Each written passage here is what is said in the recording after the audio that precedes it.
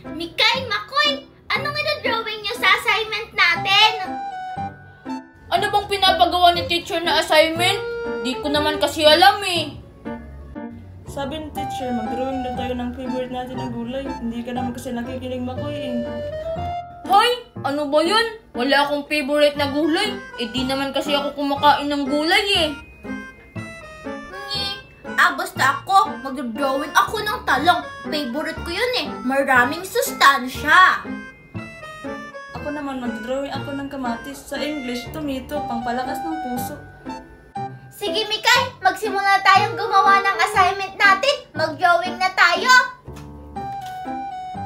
Sige, Angel. Hoy! Ano kayang idodrawing ko? Wala naman akong maisip. Alam ko na! O Makoy, nakaisip ka na ba ng idodrawing mo? Oo nga, Makoy, ano yan? Ito oh! Shadang! Hay naku, ikaw talaga Makoy. Hindi naman prutas yung kamay eh. Hoy! Mamaya na lang ako gagawa ng assignment. Kakain na lang muna ako.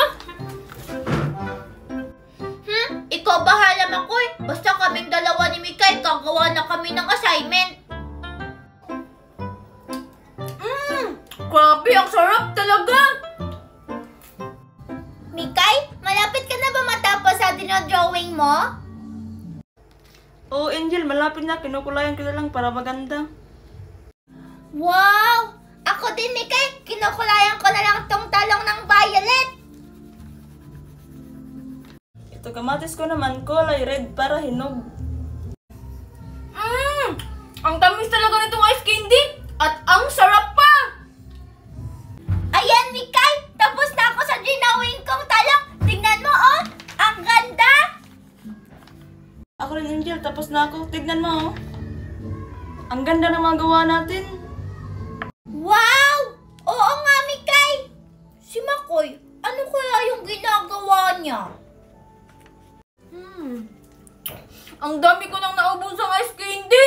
At saka ang sakit na ng tiyan ko! Naku, lagot!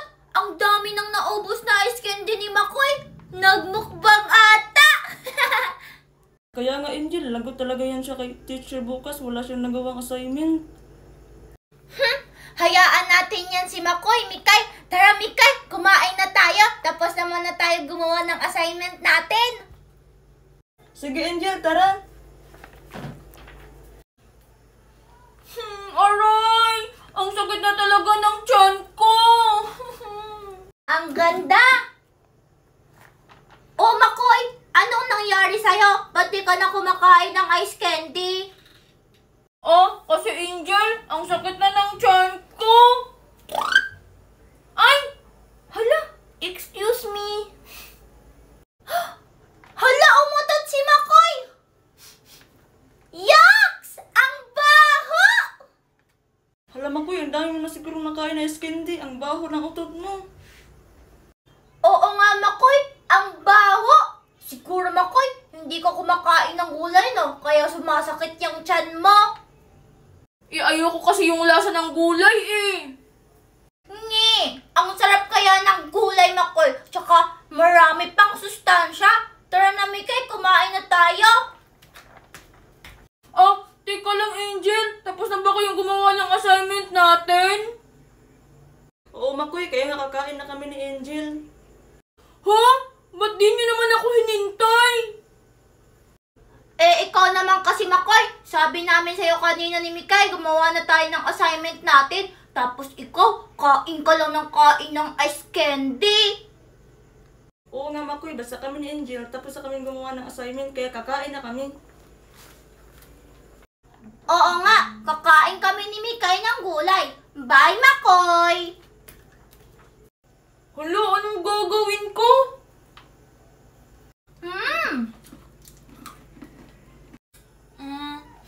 Pwede na siguro itong drawing kong kamay. Hindi naman siguro ko papagalitan ni teacher. Jingle bells, jingle all the way.